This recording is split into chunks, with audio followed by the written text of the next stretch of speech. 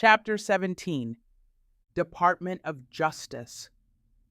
Gene Hamilton. The Department of Justice, DOJ, has a long and noble history. That history began with the creation of the Office of the Attorney General pursuant to the Judiciary Act of 1789 and has continued through the creation of the department in 1870, the formation of the Federal Bureau of Investigation, FBI, in 1908, reforms following the terrorist attacks of September 11, 2001, and to the present day. Properly understood within the framework of a constitutional republic that values ordered liberty, the Department of Justice has two primary functions: protecting public safety and defending the rule of law. Unfortunately, the department has lost its way in recent years and has forfeited the trust of large segments of the American people.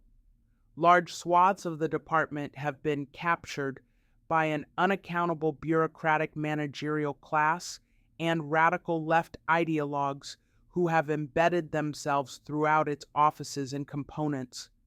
The department also suffers from institutional inattentiveness to its core functions. Instead of being perceived as possessing the utmost impartiality and fairness as it advances the national interest on behalf of the American people, fighting crime and defending the rule of law, the DOJ has become a department that 46.6% of Americans recently indicated is, in their view, too political, corrupt, and not to be trusted. The weight of the publicly available evidence indicates that there are many reasons for this lack of trust. For example, the Federal Bureau of Investigation, knowing that claims of collusion with Russia were false, collaborated with Democratic operatives to inject the story into the 2016 election through strategic media leaks, falsified Foreign Intelligence Surveillance Act, FISA, warrant applications, and lies to Congress.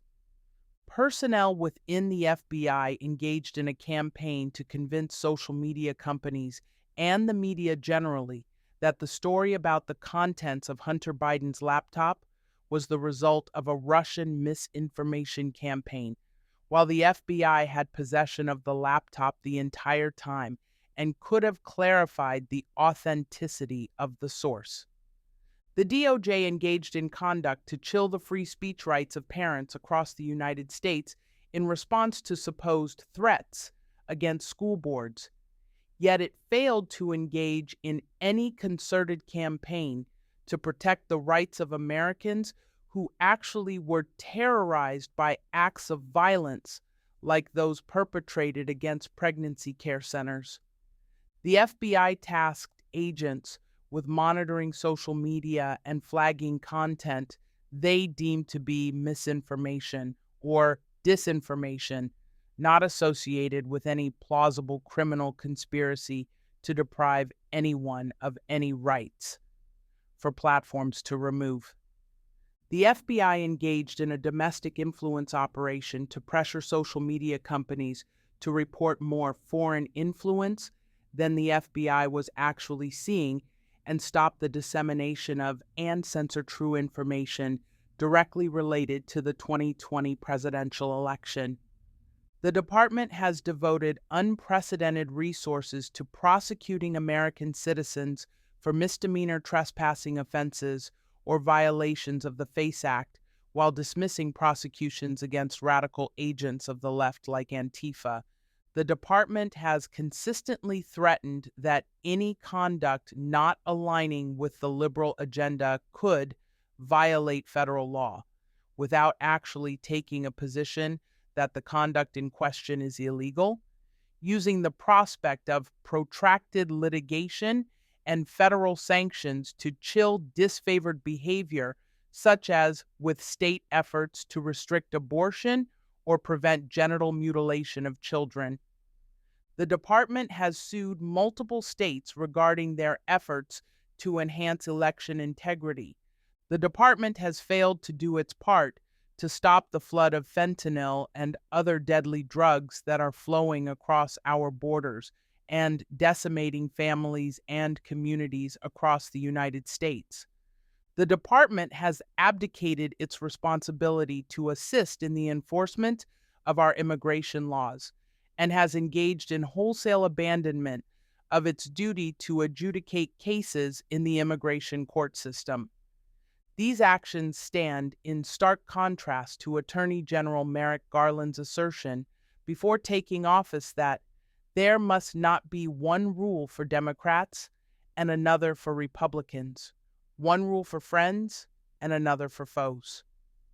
While it is true, as it is with other federal departments and agencies, that there are committed career personnel across the department who perform their duties faithfully and with the best intentions, this small sampling of scandals illustrates that the DOJ has become a bloated bureaucracy with a critical core of personnel who are infatuated with the perpetuation of a radical liberal agenda and the defeat of perceived political enemies.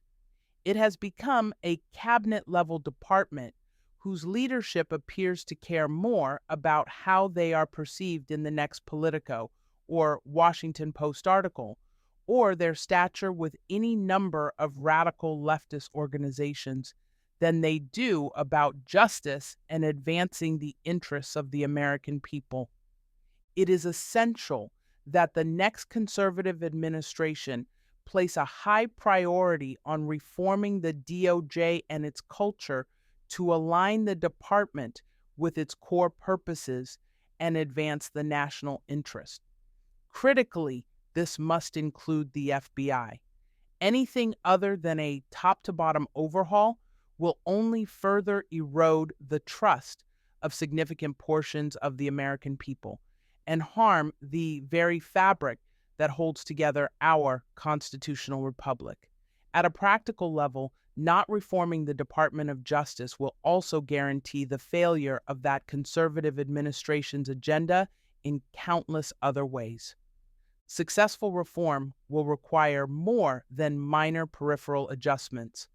It will require a holistic, energetic, leadership-driven effort to remedy the damage that has been done and advance the national interest. Additionally, some needed reforms will not be possible without legislative changes from Congress. While it is true that certain offices and components, like the FBI or the Civil Rights Division, will require more attention than others, committed direction from the department's political leadership can restore the department's focus on its two core functions: protecting public safety and defending the rule of law.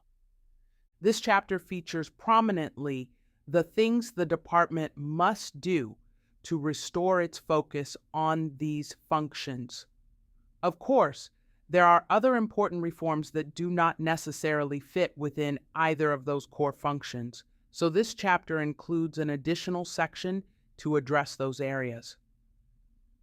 Prioritizing the protection of public safety. Ordered liberty is at risk when our citizens lack physical safety, when career criminals do not fear the law, when foreign cartels move narcotics and illegal aliens into our nation at will, and when political leaders call citizens domestic terrorists for exercising their constitutional rights. The Department of Justice, in partnership with state and local partners, must recommit in both word and deed to protecting public safety. The overwhelming majority of crimes in the United States are properly handled at the state and local levels, but the DOJ can provide critical technical support for local law enforcement and play a critical agenda-setting role. With respect to the department's core responsibilities, enforcing our immigration laws, combating domestic and international criminal enterprises, protecting federal civil rights, and combating foreign espionage, the federal government has primary authority and, accordingly, accountability.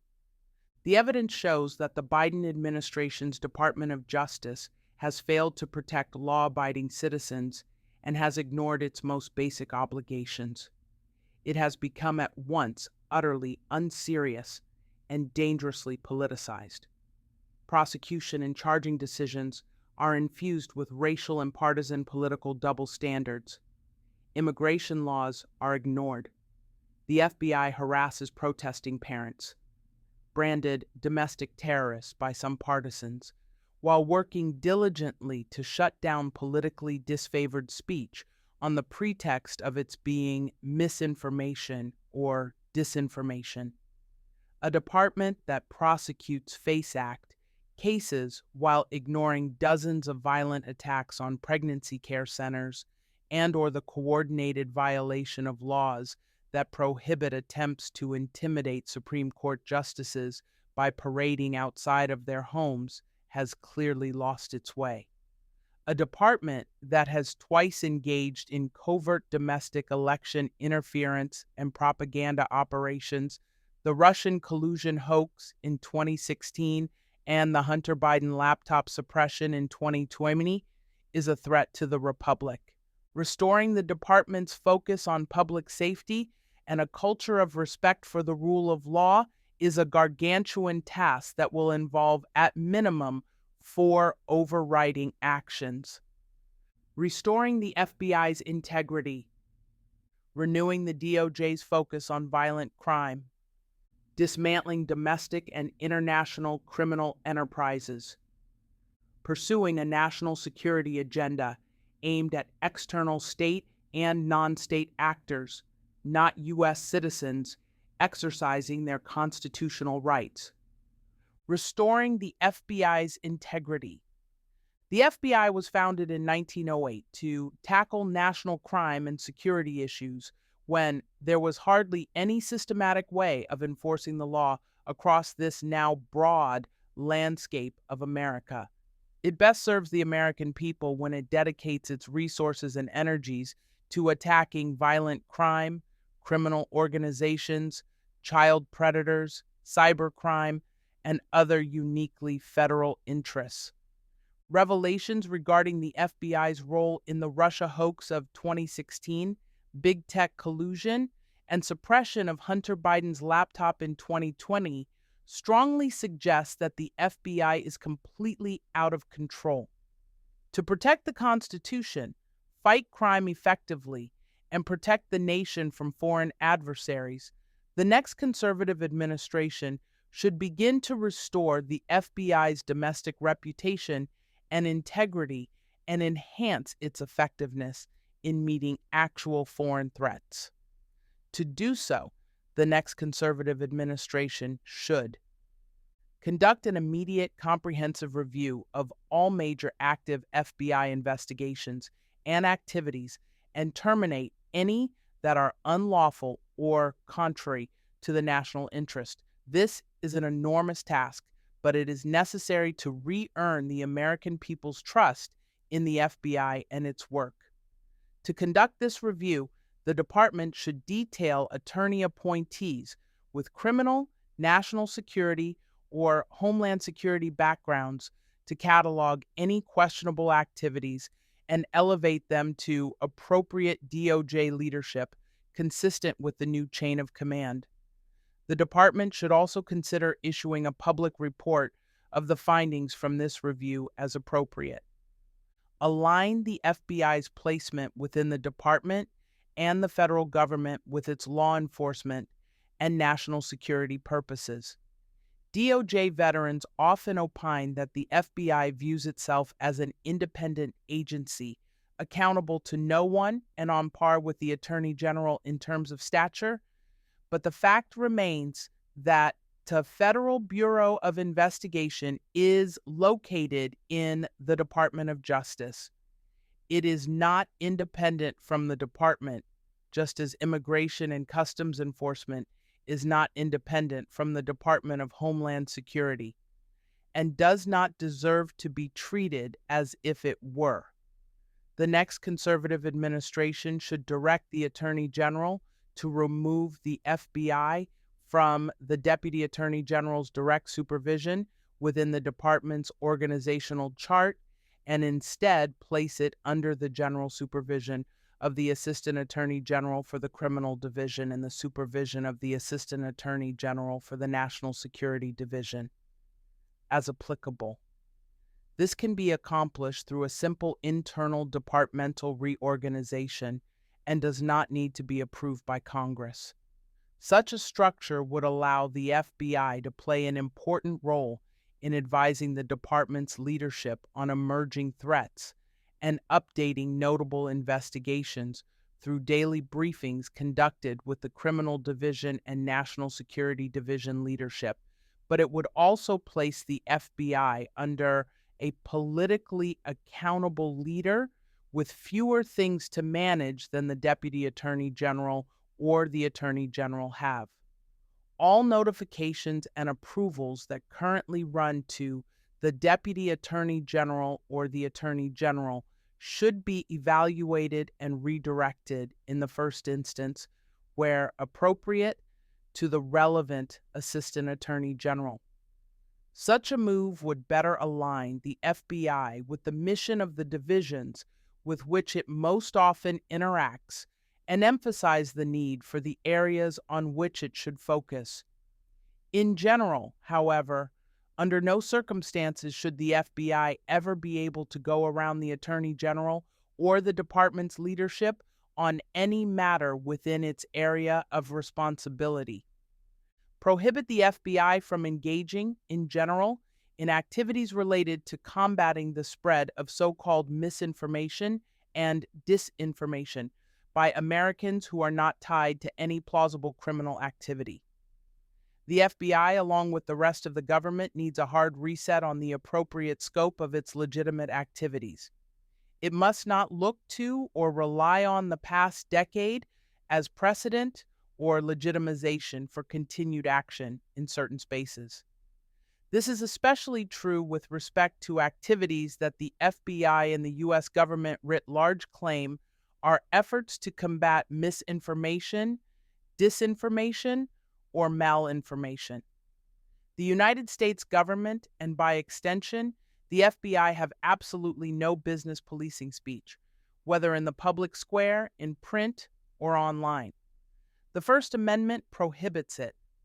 The United States is the world's last best hope for self-government, and its survival relies on the ability of our people to have healthy debate, free from government intervention and censorship. The government, through its officials, is certainly able to speak and provide information to the public. That is a healthy component of an informed society. But government must never manipulate the scales and censor information that is potentially harmful to it or its political leadership. This is the way of totalitarian dictatorships, not of free constitutional republics. The DOJ needs a hard firewall between its legitimate activities, monitoring online activity for potential threats in its mission space, looking at social media profiles for evidence of intent or other criminal activity, etc., and those in which it must not engage, asking or demanding public forums or publishers to remove material based on the content and or viewpoints expressed or itself censoring speech. Streamline the non-law enforcement functions within the FBI, such as its Office of General Counsel, and obtain those services from other offices within the department.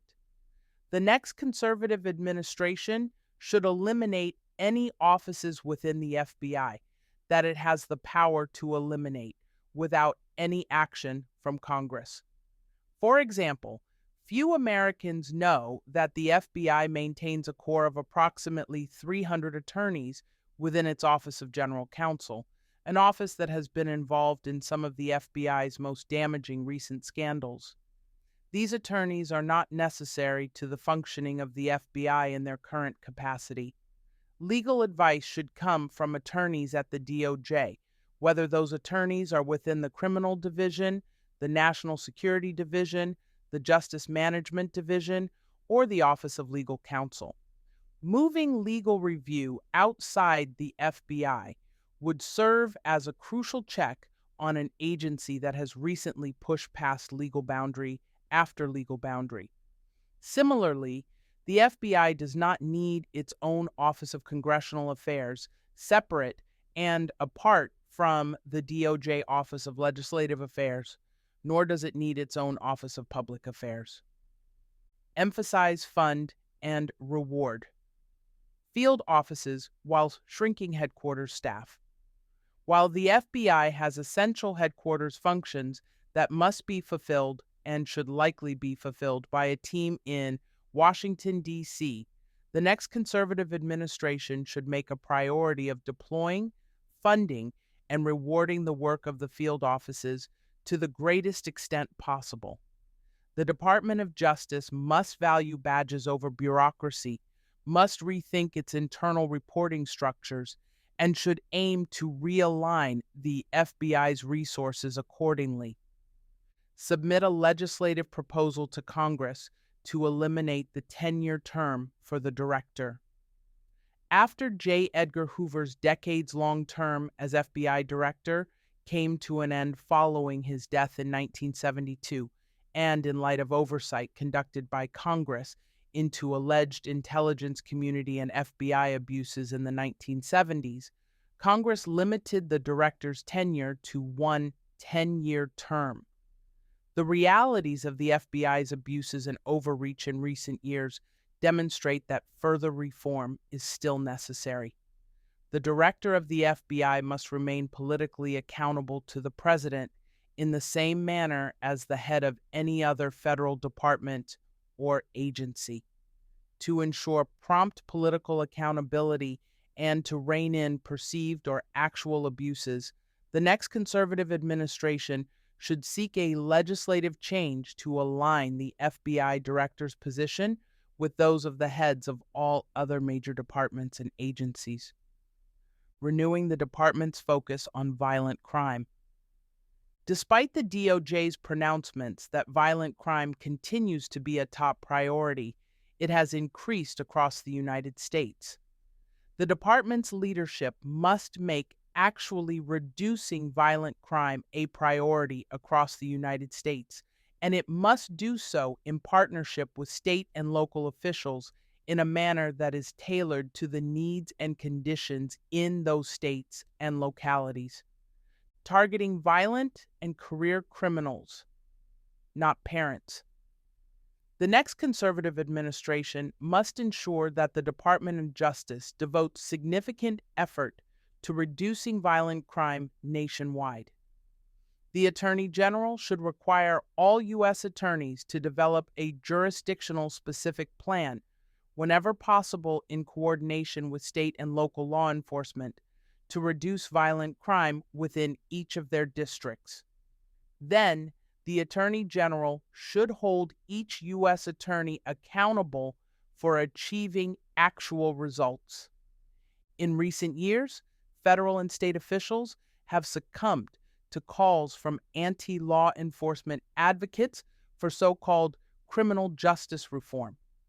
The pleasant-sounding terminology of reform masks the darker reality of this movement, which is one that has supported dismantling effective federal, state, and local law enforcement and stripped away some of the most fundamental tools that law enforcement has long had at its disposal.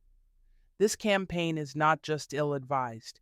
It has clearly had real-world consequences in the form of catastrophic increases in crime, particularly violent crime, nationwide.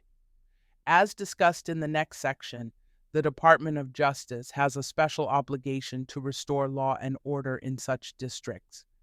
Juxtaposed against this increase in violent crime are things like Attorney General Merrick Garland's October 4, 2021, memorandum directing the commitment of significant resources and energies to combating imaginary, politically convenient threats of violence toward members of school boards and their staffs during the heat of the Virginia gubernatorial race. There was no similar effort to investigate elected officials and other public officers who conspired with outside allies to target and harass parents who were merely exercising their constitutional and statutory rights.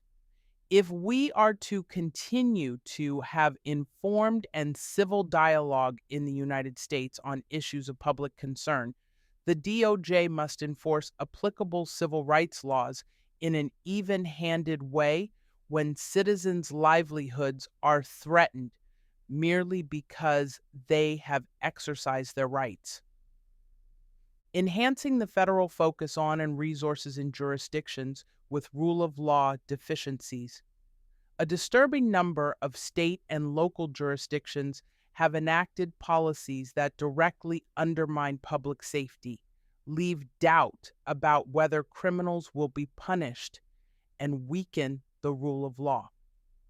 While the prosecution of criminal offenses in most jurisdictions across the country must remain the responsibility of state and local governments, the federal government owes a special responsibility to Americans in jurisdictions where state and local prosecutors have abdicated this duty. Jurisdictions suffering from deficiencies in the rule of law warrant, as appropriate within our federal system, greater attention and additional federal resources that are sufficient to protect the rights of American citizens and federal interests.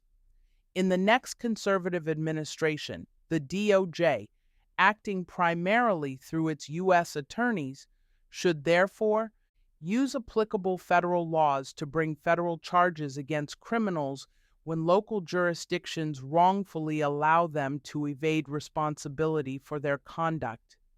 The department should also increase the federal law enforcement presence in such jurisdictions and explore innovative solutions to bring meaningful charges against criminals and criminal organizations in such jurisdictions.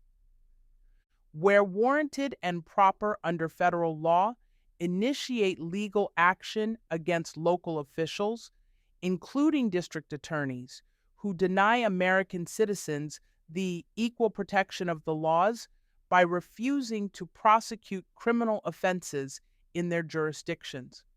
This holds true particularly for jurisdictions that refuse to enforce the law against criminals based on the left's favored defining characteristics of the would-be offender: race, so-called gender identity, sexual orientation, etc., or other political considerations, e.g., immigration status. Pursue policies and legislation that encourage prosecution of violent crimes, as well as appropriate sentences for such offenses. The Biden administration has adopted policies that do not prevent armed career criminals who actually commit violent crimes from committing those crimes. A recent U.S. Sentencing Commission report shows that armed career criminals are consistently sentenced below their minimum sentencing guidelines range. There are valid reasons for sentence reductions in particular cases. For example, if the defendant has provided substantial assistance in prosecuting other offenders. At the same time, the DOJ must ensure that its line attorneys are consistently using the tools at their disposal in cases with violent offenders, including pursuing mandatory minimum sentences under the Armed Career Criminal Act, ACCA.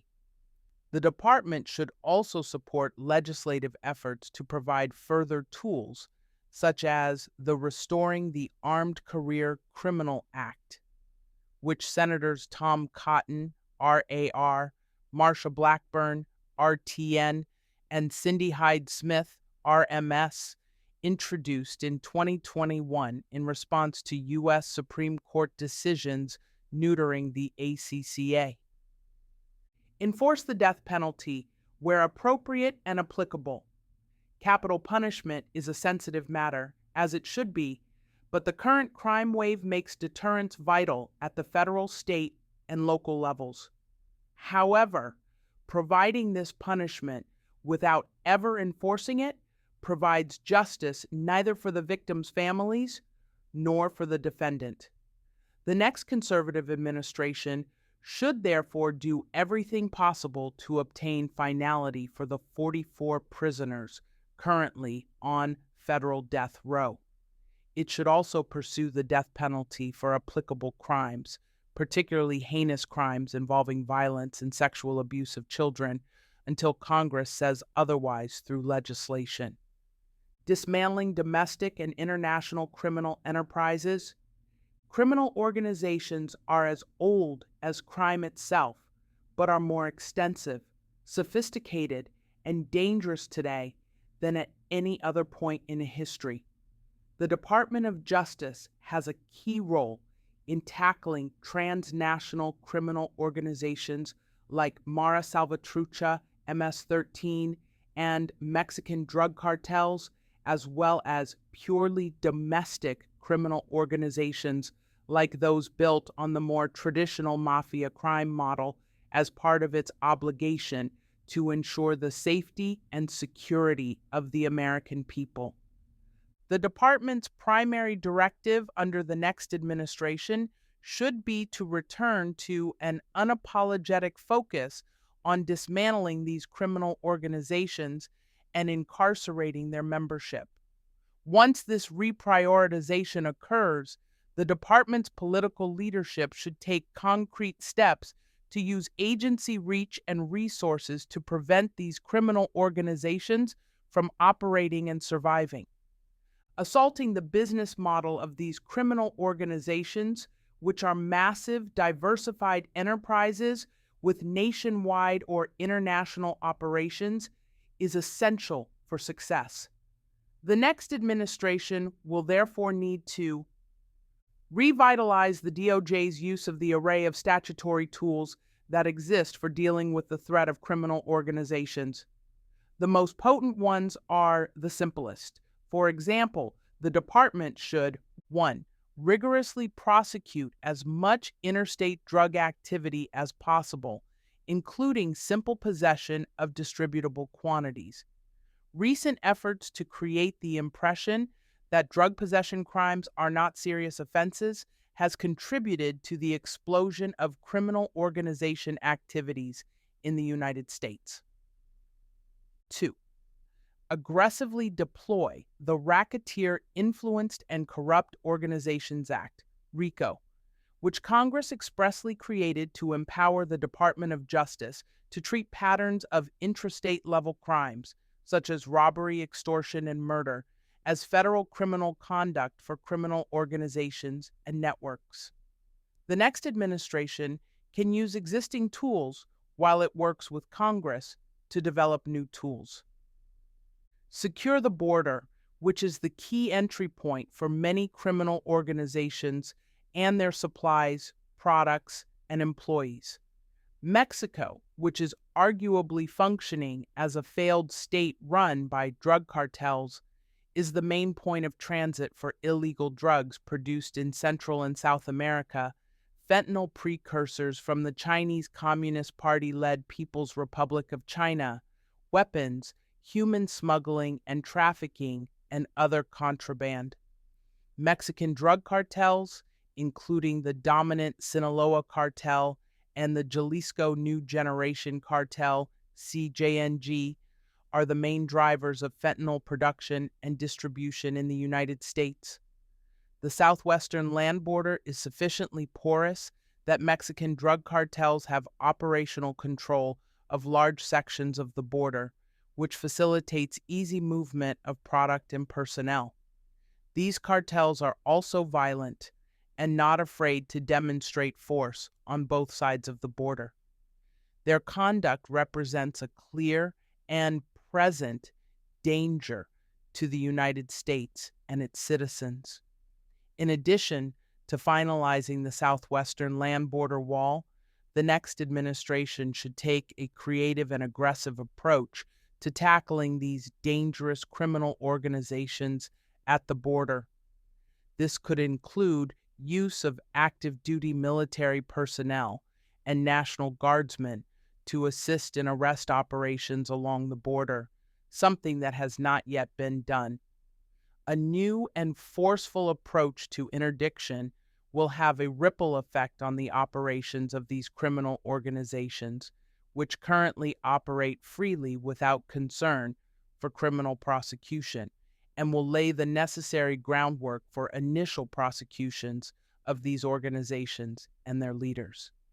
It is critical that the federal government staunch the flow of drugs by preventing the far too easy access to the United States that now exists. There can be no serious dispute that the Biden administration has opened the southwest border to whomever wants to enter, and that some of those entrants are smuggling fentanyl into the country. More than 100,000 Americans died in a 1 year period from opioid overdoses, and many of them died specifically from having used fentanyl. The federal government should treat this problem as aggressively as necessary. Enforcing the customs and immigration laws is a matter of life and death. Pursuing a national security agenda aimed at external state and non-state actors, not U.S. citizens, exercising their constitutional rights. The Department of Justice plays a vital role in protecting our national security, and it must not refrain from engaging in public initiatives that identify our adversaries and educate the American people about their activities. The DOJ's China initiative under President Trump reflected the department's priority of combating Chinese threats to our national security. Because China was accountable for approximately 80% of all prosecutions for economic espionage and approximately 60% of all thefts of trade secrets, then Attorney General Jeff Sessions set key goals for the China initiative that included development of an enforcement strategy concerning researchers in labs and universities who were being co-opted into stealing critical U.S. technologies, identification of opportunities to address supply chain threats more effectively, and education of colleges and universities about potential threats from Chinese influence efforts on campus. In February 2022, the Biden administration terminated the department's China initiative, largely out of a concern for poor optics. While the Biden administration correctly identified China as America's only competitor, with both the intent to reshape the international order and, increasingly, the economic, diplomatic, military, and technological power to do it, it folded in the face of political correctness and sent the message that liberal sensitivities outweighed bringing justice to threats from China. The next conservative administration should therefore restart the China initiative, pursue other programs to educate the American people about the real and dangerous threats to our national security and economic security that are posed by actors across the globe, most notably China and Iran. Ensure that it is agile enough to devote sufficient resources and attention to other emerging threats that involve federal interests, such as increases in sextortion, ransomware, and the continued proliferation of child pornography. Defending the rule of law. The DOJ's actions over the course of the Biden administration exhibit scorn for its stated mission: to uphold the rule of law, to keep our country safe, and to protect civil rights. The Biden administration's unprecedented politicization and weaponization of the department therefore demand a comprehensive response from the next administration. Restoration of the department's values of independence, impartiality, honesty, integrity, respect, and excellence must serve as first principles for its efforts on all fronts. Concretely, the DOJ must identify and address all individuals, policies, and directives that have fueled the destruction of these core values and the American people's loss of trust in the department and its officials.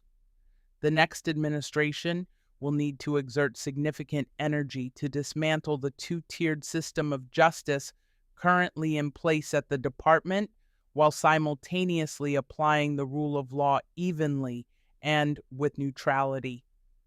Specific examples of department corruption, such as the Russia collusion hoax, will need to be tackled, exposed, and addressed head-on. This will require not just winning in a court of law, but also demonstrating culpability to the public and the media in a concrete and non-refutable manner. These efforts will require commitment and willpower, but they will be essential to restoring the trust of the American people. Promptly and properly eliminating lawless policies, investigations, and cases, including all existing consent decrees. Few things undermine the DOJ's credibility more than brazenly partisan and ideologically driven prosecution of an administration's perceived political enemies. Yet the department has readily indulged in such misadventures during the Biden administration.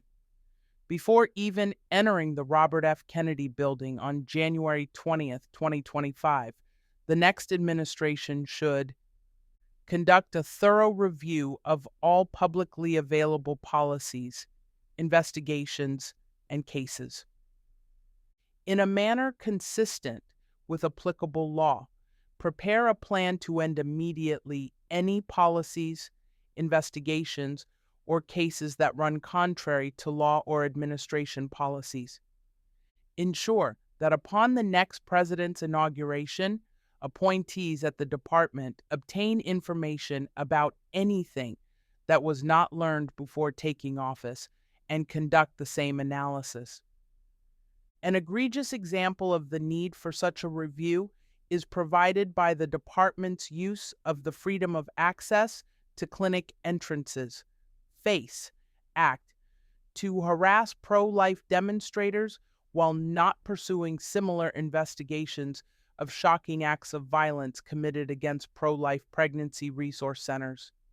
On the morning of September 23, 2022, pro-life activist Mark Houck was arrested by more than 15 FBI agents at his home in Pennsylvania in front of his wife and small children.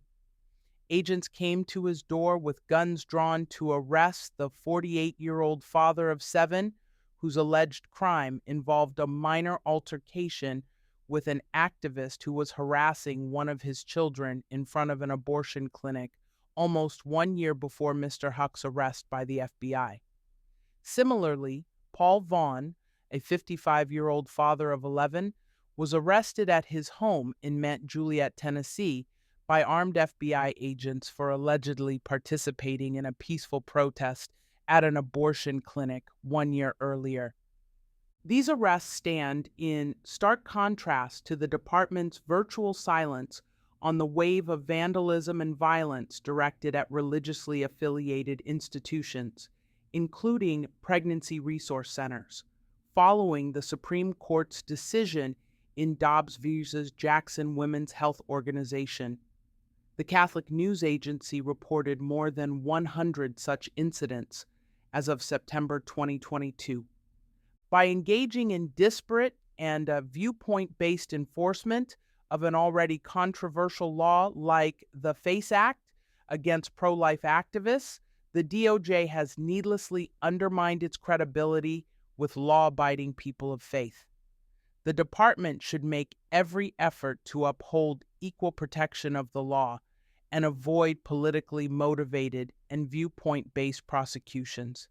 Specifically, it should ensure that its review extends beyond ending the absurd double standards embodied in the ongoing campaign of FACE Act prosecutions, and instead be a thorough and holistic review of all DOJ activities, including all consent decrees and settlement agreements currently in force. Seek to terminate any unnecessary or outdated consent decree to which the United States is a party. Consider pursuing intervention in other matters, where consent decrees or settlement agreements continue to bind parties years or decades after the fact. As its review concludes, and consistent with applicable law, take appropriate action in all cases, including those on appeal. Enact policies and regulations that prohibit settlement payments to third parties.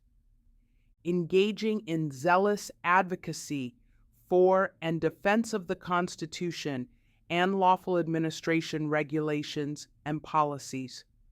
The Department of Justice has the exclusive responsibility for the conduct of litigation in which the United States, an agency or officer thereof, is involved, and has been charged with the supervision of all litigation to which the United States, an agency or officer thereof, is a party.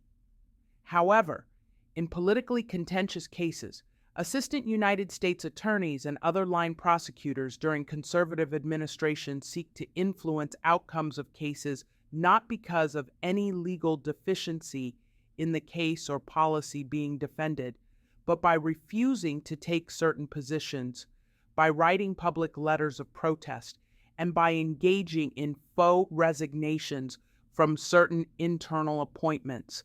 This can cause the department to take positions that are inconsistent with the interests of the president and his appointees in other places throughout the administration. While the supervision of litigation is a DOJ responsibility, the department falls under the direct supervision and control of the President of the United States as a component of the executive branch. Thus, and putting aside criminal prosecutions that can warrant different treatment, litigation decisions must be made consistent with the president's agenda. This can force line attorneys to take uncomfortable positions in civil cases because those positions are more closely aligned with the president's policy agenda. Ultimately, the department will have to make tough calls as it manages its litigation, but those calls must always be consistent with the president's policy agenda and the rule of law.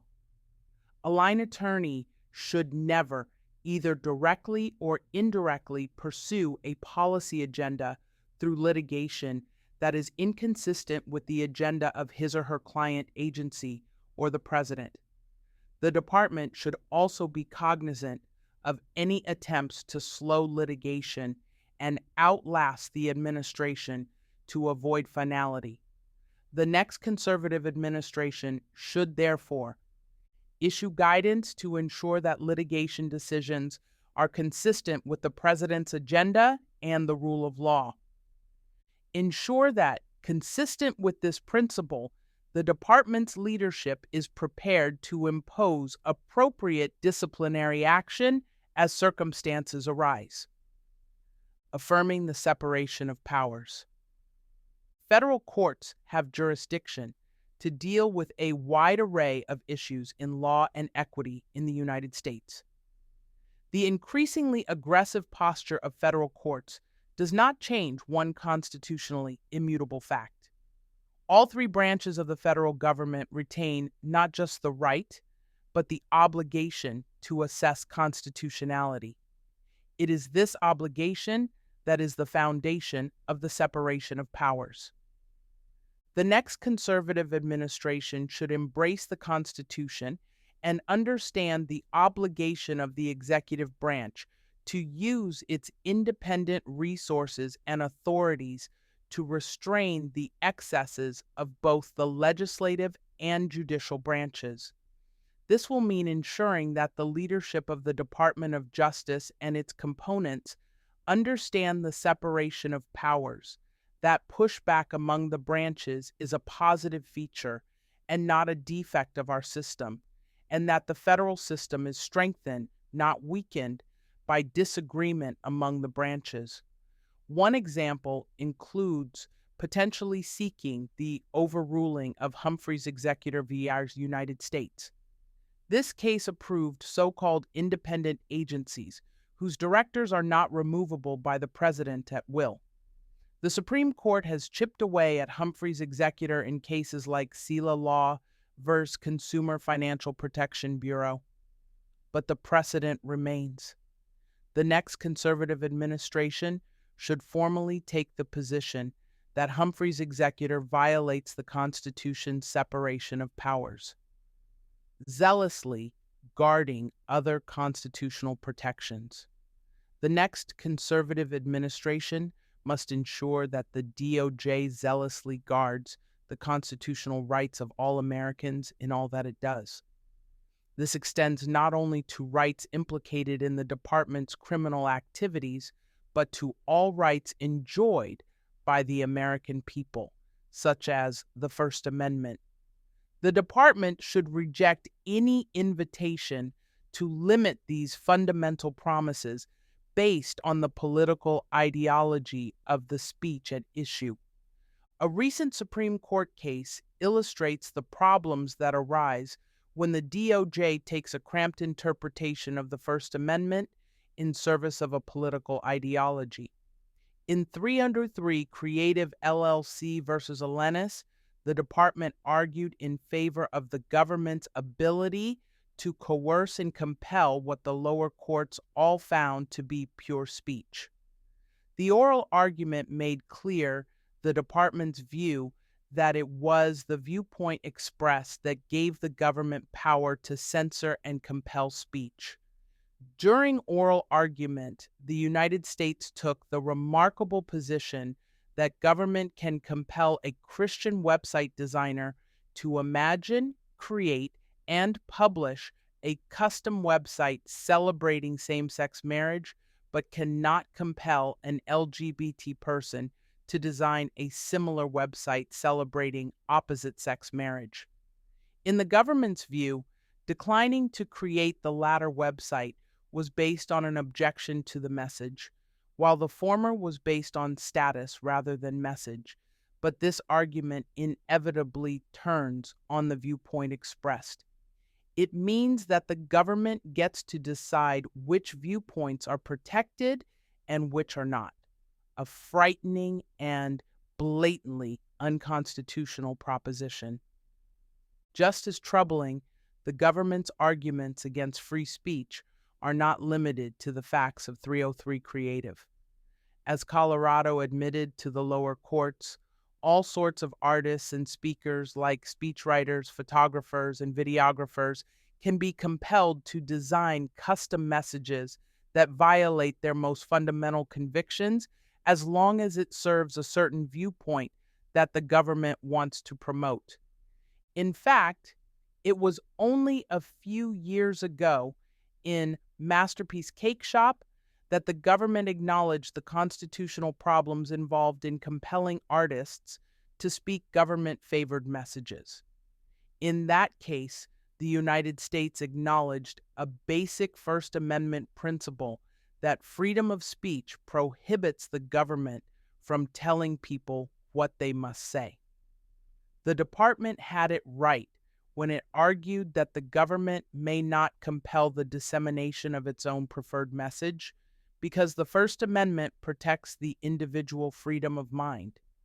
It was also correct when it argued that an artist cannot be forced to paint, a musician cannot be forced to play, and a poet cannot be forced to write.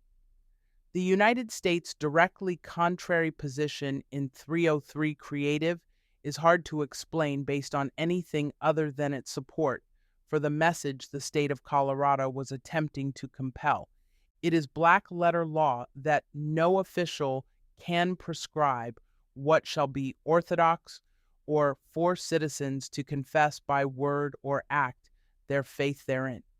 Rather, the First Amendment places the decision as to what view shall be voiced largely into the hands of each of us, in the hope that use of such freedom will ultimately produce a more capable citizenry and more perfect polity.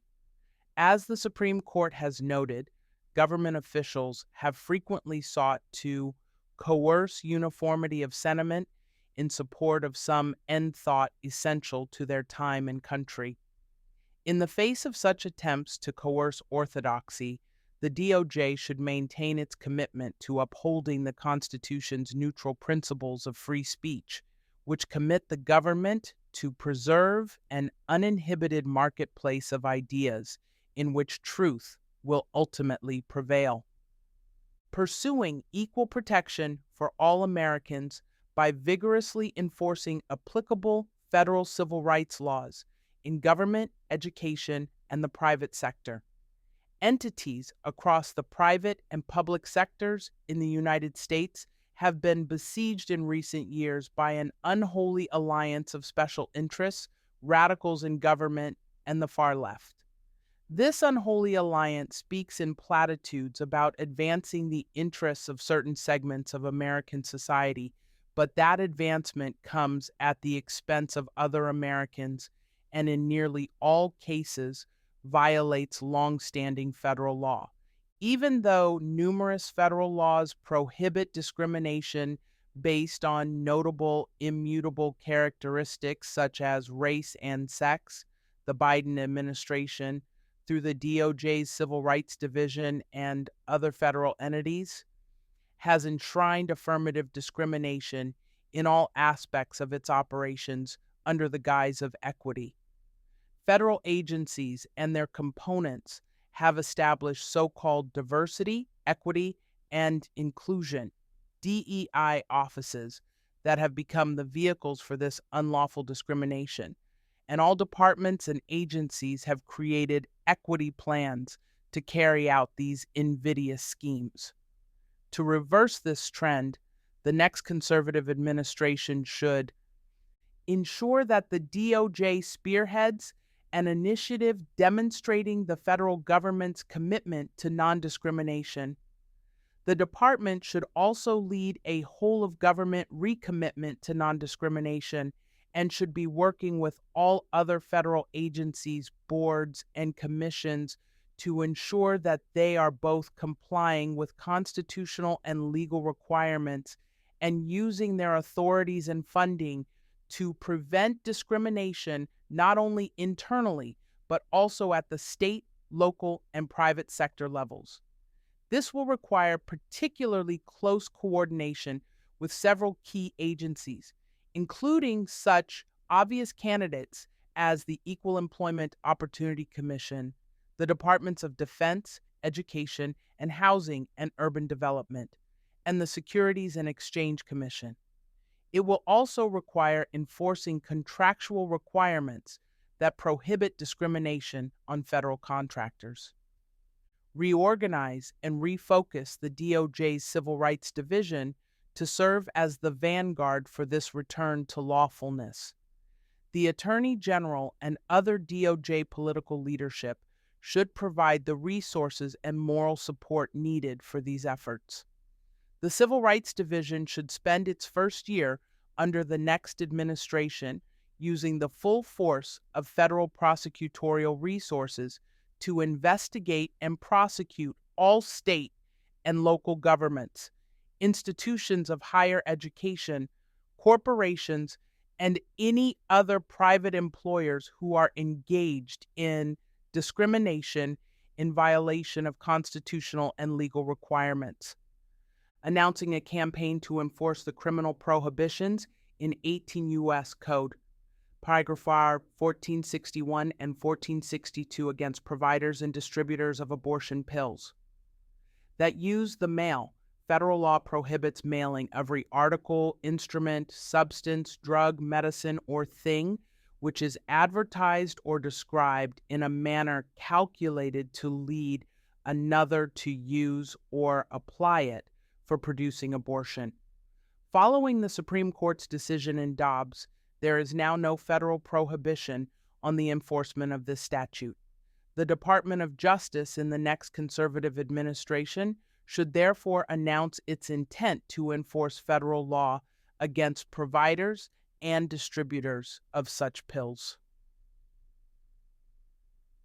Reassigning responsibility for prosecuting election-related offenses from the Civil Rights Division to the Criminal Division.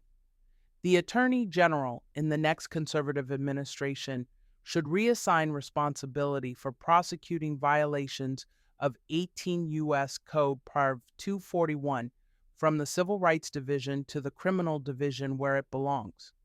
Otherwise, voter registration fraud and unlawful ballot correction will remain federal election offenses that are never appropriately investigated and prosecuted.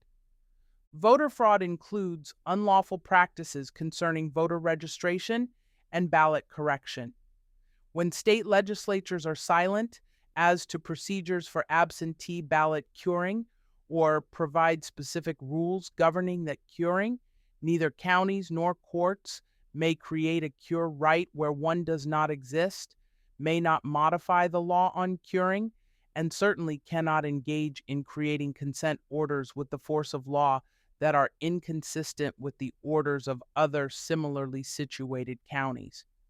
The DOJ has ceded substantial discretion concerning voter suppression to the Civil Rights Division. Since the Bush administration, DOJ leadership has determined that using the Election Crimes Branch to prosecute fraudulent voter registration, including mail-in ballot fraud, was too politically costly. The Criminal Division's Federal Prosecution of Election Offenses Handbook advised that schemes that violated equal protection constituted voter suppression, prosecutable under 18 U.S. Code, paragraph 241, as part of the guidelines for which the department's criminal prosecutors were trained. State-based investigations of election crimes are supposed to be referred to the Public Integrity Section for review.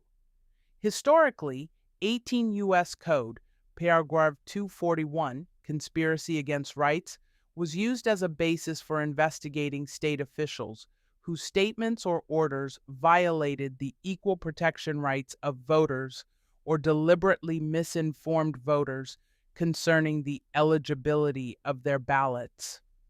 Nevertheless, the Department of Justice has formalized the Civil Rights Division's, as opposed to the Criminal Division's, jurisdiction over 18 U.S. Code, paragraph 241 investigations and prosecutions. The Criminal Division is no longer involved in consultation or review of 18 U.S. Code, paragraph 241 investigations. The Criminal Division has accordingly advised states that, in the case of a crime of violence or intimidation, they should call 911 immediately and before contacting federal authorities, because Maui state and local police have primary jurisdiction over polling places, despite clearly applicable federal law. This is a mistake. With respect to the 2020 presidential election, there were no DOJ investigations of the appropriateness or lawfulness of state election guidance. Consider the state of Pennsylvania. The Secretary of State sent guidance to the counties stating that this revised guidance addresses the issuance, voting, and examination of provisional ballots under the Election Code. Provisional ballots were originally mandated by Section 302 of the Help America Vote Act of 2002, HAVI A. Provisional ballot amendments included in Act 77 of 2019 went into effect for the 2020 primary election. Provisional ballot amendments included in Act 12 of 2020 go into effect for the first time on November 3, 2020. HAVA, however, mandates provisional ballots only for eligible voters who were not on a state's voter registration list. It does not apply to those who registered for mail-in voting, but whose ballots were rejected due to some form of spoliation. Pennsylvania Act 12, amended in 2020, does not authorize curing by providing provisional ballots for mail-in voters whose ballots were rejected. Act 12 requires, as part of the mail-in application process, an affidavit that the elector shall not be eligible to vote at a polling place on Election Day unless the elector brings the elector's mail-in ballot to the elector's polling place, remits the ballot and the envelope containing the declaration of the elector to the judge of elections to be spoiled, and signs a statement subject to the penalties under 18 PACS par 4904 relating to unsworn falsification to authorities to the same effect. The law in Pennsylvania clearly states that no county may affirmatively provide provisional ballots. The mail-in voter must vote in person and sign a new affidavit. In the 2020 election, the Pennsylvania Supreme Court recognized that the election code contains no requirement that voters whose ballots are deemed inadequately verified be apprised of this fact. Thus, unlike in-person voters, mail-in or absentee voters are not provided any opportunity to cure perceived defects in a timely manner. Given the Pennsylvania Secretary of State's use of guidance to circumvent state law, the Pennsylvania Secretary of State should have been, and still should be, investigated and prosecuted for potential violations of 18 U.S. Code, paragraph 241. Investigations and prosecutions under 18 U.S. Code, paragraph 241 are currently within the jurisdictional oversight of the Civil Rights Division, not the Criminal Division. Only by moving authority for 18 U.S. Code, paragraph 241 investigations and prosecutions back to the Criminal Division will the rule of law be appropriately enforced. Rejecting third-party requests for politically motivated investigations or prosecutions. The DOJ should reject demands from third-party groups that ask it to threaten politically motivated investigation or prosecution of those engaging in lawful and, in many cases, constitutionally protected activity. By acceding to such demands, the department risks diminishing its credibility with the American public. This risk is exacerbated by the fact that communications between government officials and third-party groups are generally unprotected by privilege and subject to disclosure, whether via subpoena to the third-party group or via request made pursuant to the Freedom of Information Act. These communications can even be made public voluntarily by the third-party group.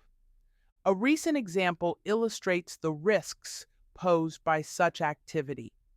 On October 4, 2021, Attorney General Merrick Garland issued a memorandum to the Director of the FBI, the Executive Office for U.S. Attorneys, and the Assistant Attorney General Criminal Division, calling on the FBI to work with each U.S. attorney to convene meetings with federal, state, local, tribal, and territorial leaders to discuss strategies for addressing threats against school administrators, board members, teachers, and staff.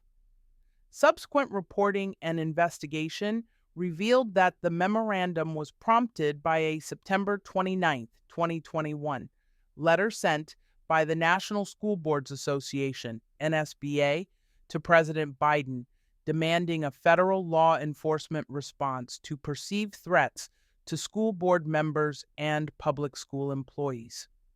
The NSBA letter made outlandish demands in response to protests that were then occurring at school board meetings in response to COVID policies and revelations about the use of critical race theory-infused curricula in classrooms.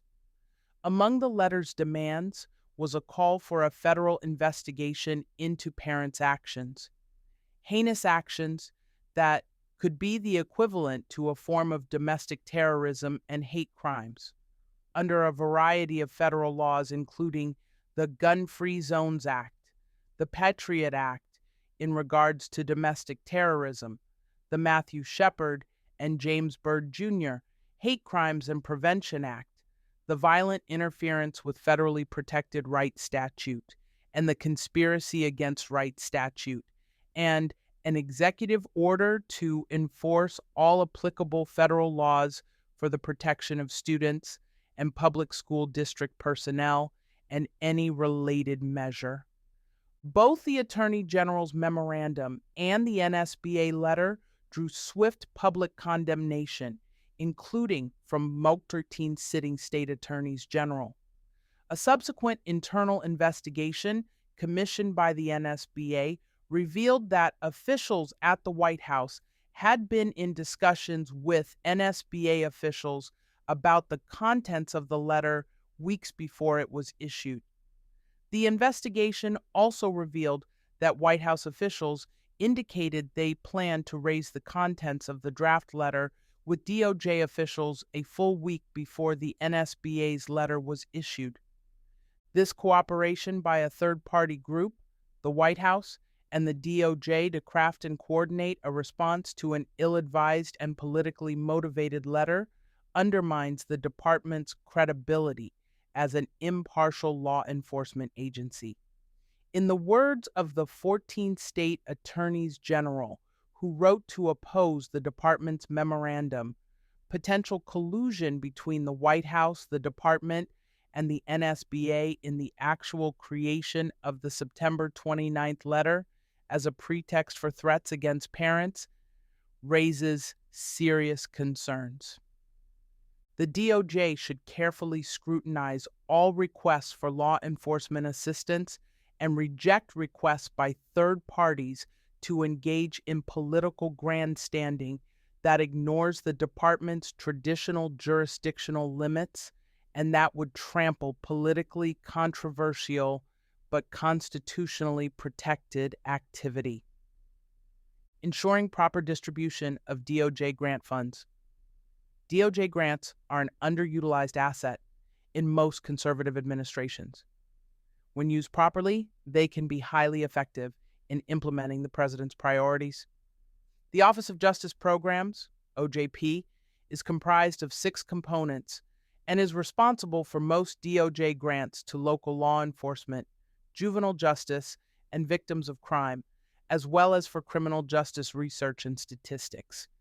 The opportunity to support a president's agenda may be greater through OJP grant funding than it is through any of the federal government's other grant-making components. Consistent with appropriations from Congress, the OJP dispenses approximately $7 billion in various grants. Block grants are given to a state to be awarded pursuant to federal regulations. Some funds to support law enforcement and victims of crime are awarded pursuant to block grants. But most OJP funds are awarded through discretionary grants, specific programs written into the budget by Congress. Although Congress dictates the way in which many grant awards are to be made, federal staff enjoy a tremendous amount of discretion in adding conditions and priority points. Grants operate with a carrot and a stick. To receive grant funding, a recipient must agree to certain conditions, which in many instances include the president's priorities. For instance, under an anti-human trafficking grant during the Obama administration, approximately $110 million in 2020, an awardee had to show a partnership with an LGBTQ organization and always have an interpreter on site. These conditions worked to change culture and overlaid President Obama's priorities: support for the LGBTQ community and for more of the funding to go to areas with large immigrant populations. During the Trump administration, a condition added to grants stated that an awardee had to comply with all federal law, stock language, including federal law regarding the exchange of information between federal and local authorities about an individual's immigration status. This condition prevented law enforcement in sanctuary cities from receiving grant awards. While the Trump administration suffered a series of setbacks from several hostile courts, it obtained from the Second Circuit Court of Appeals a decision upholding the department's authority to impose these conditions. To ensure that taxpayer-funded grants are prioritized and distributed properly, the next conservative administration should conduct an immediate, comprehensive review of all federal grant dispersals to ensure not only that the programs are being properly administered by the department, but also that the grant funding is being received and used properly by recipients. Order an overhaul of the DOJ grant application process to include more rigorous vetting of state, local, and private grant applicants and inclusion of more pre-application criteria to ensure baseline fitness and eligibility for federal grant dollars. This long overdue enhancement of the grant application and issuance process will ensure that hard-earned taxpayer dollars are going only to lawful actors who support federal law enforcement and demonstrate the ability and willingness to engage in lawful activities. Ensuring proper enforcement and administration of our immigration laws. Although its role has changed over the years, most notably following the passage of the Homeland Security Act of 2002, the Department of Justice plays a crucial role in the enforcement and adjudication of our immigration laws. Its leadership and energy, however, have not always reflected the importance placed by Congress on the execution of that crucial mission. With a few notable exceptions, successful fulfillment of the department's responsibilities with respect to immigration was largely neglected until the Trump administration. The Department of Homeland Security may be the largest federal department with immigration responsibilities, but successful fulfillment of the responsibilities prescribed by the immigration laws is not possible without bold and dedicated action by the Department of Justice. The DOJ and its leadership must intentionally prioritize fulfillment of the department's immigration-related responsibilities in the next conservative administration.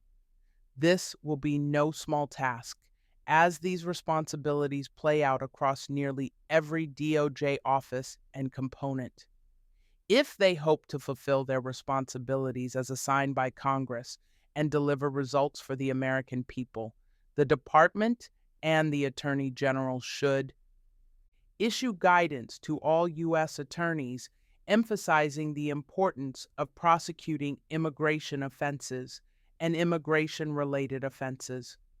The brunt of these offenses is borne by districts along the southwestern border with Mexico, but the simple fact remains that immigration and immigration-related offenses are present in every district across the country. Successfully pursuing the priorities outlined in this chapter will require creative use of the various immigration and immigration-related authorities in close partnership with the Department of Homeland Security, the Department of State, and other appropriate federal entities depending on the situation. Pursue appropriate steps to assist the Department of Homeland Security in obtaining information about criminal aliens in jurisdictions across the United States, particularly those inside sanctuary jurisdictions. Examine and consider the appropriateness of withdrawing or overturning every immigration decision rendered by Attorney General Garland and any successor Attorney General during President Biden's term. The Attorney General should pick up where the Attorneys General under President Trump left off and exercise his or her authority to adjudicate cases and provide guidance in appropriate cases to correct erroneous decisions, provide clarity, and align Executive Office for Immigration Review (EOIR) decisions with the law. At a minimum, pursue through rulemaking and in partnership with the Department of Homeland Security, where appropriate, the promulgation of every rule related to immigration that was issued during the Trump administration. Such rulemakings include guidance on continuances in immigration court cases, eligibility for asylum, and other related matters. However, the DOJ should not stop there. It should continually evaluate its authorities and operational reality within the immigration court system and promulgate regulations accordingly. Commit sufficient resources to the adjudication of cases in the immigration court system in different environments, for example, in the context of the migrant protection protocols. Pursue proactive litigation to advance the federal government's interests in areas where erroneous precedent curtails authorities provided by Congress, for example, by pursuing the overturning of the Flores Settlement Agreement. Pursue aggressive enforcement of the immigration laws within the Immigrant and Employee Rights section of the Civil Rights Division to ensure that no American citizen is discriminated against in the employment context in favor of a temporary or foreign worker. Ensure the deployment and use of appointees throughout the department who are committed to successful achievement of the department's immigration-related missions. This includes personnel in or overseeing not only the EOIR, but also the Office of the Attorney General, Office of the Deputy Attorney General, Office of the Associate Attorney General, Office of the Solicitor General, and nearly every other component office throughout the department. Pursue a more vigorous anti-fraud program within the EOIR. In perhaps no other area of law are there more attorneys who commit acts of fraud against their clients, advancing completely meritless arguments in exchange for exorbitant fees, than there are in the area of immigration. Fraud and unethical behavior are rampant in the immigration system and must be addressed, not only to ensure that the federal government is operating in a proper manner, but also for the sake of the aliens involved in the process, as well as the integrity, credibility of the members of the private immigration bar who do not engage in such conduct. Additional essential reforms. Aligning departmental resources with leadership priorities across all components and U.S. attorneys' offices. As the next administration pursues its objectives, it should use the department's resources efficiently in a manner that delivers results for the American people. To accomplish this goal, it will be necessary to ensure the assignment of sufficient political appointees throughout the department.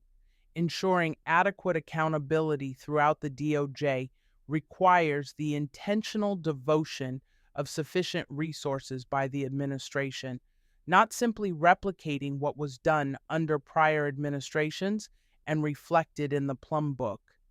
The number of appointees serving throughout the department in prior administrations, particularly during the Trump administration, has not been sufficient either to stop bad things from happening through proper management or to promote the president's agenda.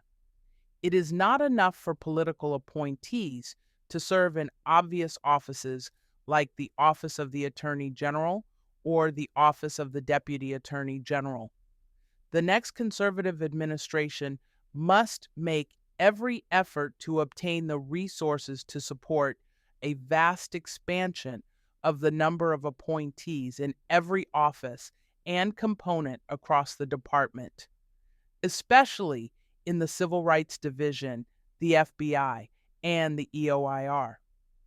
End all non-essential details of department personnel, particularly those detailed to congressional offices, until the department can conduct a thorough review of its personnel needs. Considering all of the many challenges facing the DOJ, the next conservative administration should terminate and recall all details of DOJ personnel shortly after the president's inauguration. After a thorough analysis of the department's resources and priorities is completed, details to other portions of the executive branch and to Congress can resume. Ensure accountability for personnel sanctioned or referred for discipline after a finding of misconduct. The next conservative administration should complete a thorough review of any sanctions or findings of misconduct issued over the 4 years preceding the inauguration to ensure that the Biden administration acted appropriately in response to any such sanctions or findings. Undertake a comprehensive review of DOJ hiring practices. The next conservative administration should conduct a holistic review of hiring practices employed across all DOJ offices and components to ensure that those practices comply with applicable law and policy. All hiring committees associated with hiring for career positions across the department should be assessed for impartiality to ensure that individuals are hired based on merit, aptitude, and legal skill, and not based on association with or membership in certain ideologically aligned groups or based on illegal considerations such as race, religion, or sex. Eliminating redundant offices and consolidating functions to increase efficiencies. The next conservative administration should explore the possibility of consolidating and aligning the functions of the DOJ's various components and offices in human resources, legal counsel, public relations, and other related areas. While local access to appropriate personnel and resources is important, there are inefficiencies and redundancies across the department that result in a bureaucratic, Rube Goldberg style design that ultimately hinders the department's mission.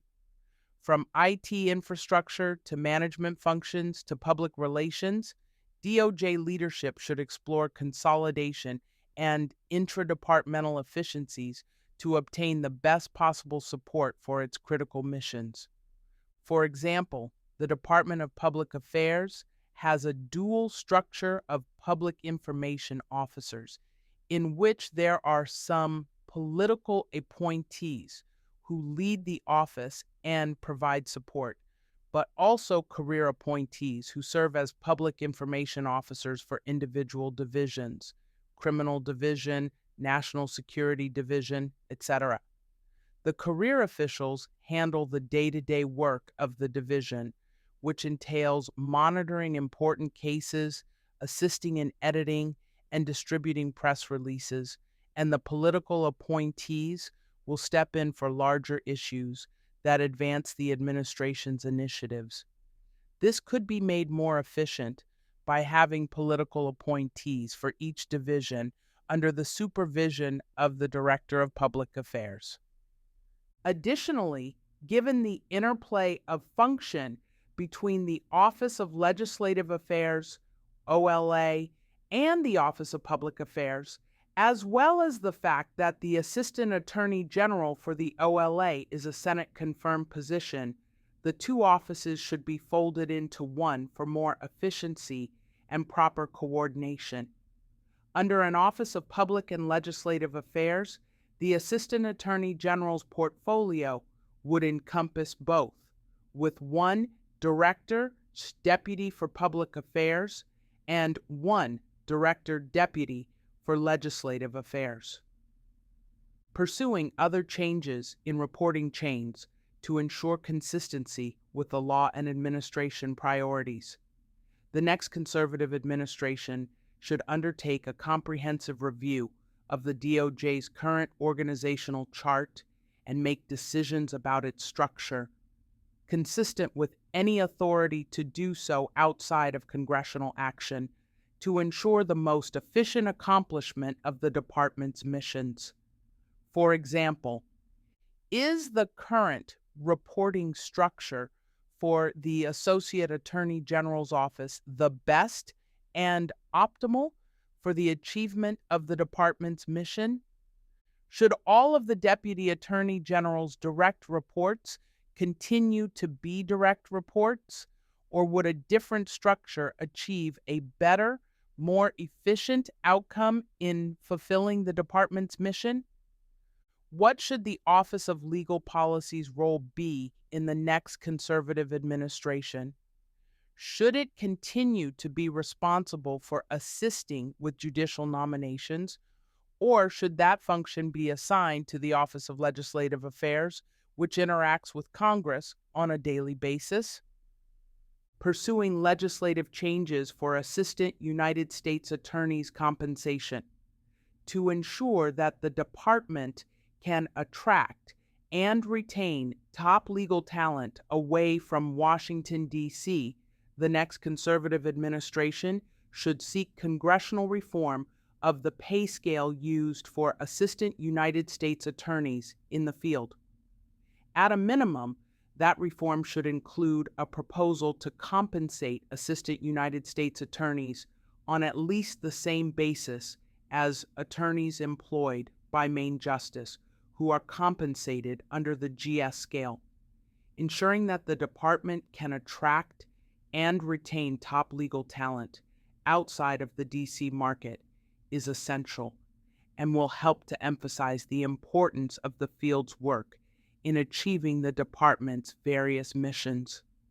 Protecting the integrity of the Bureau of Justice Statistics and the National Institute of Justice.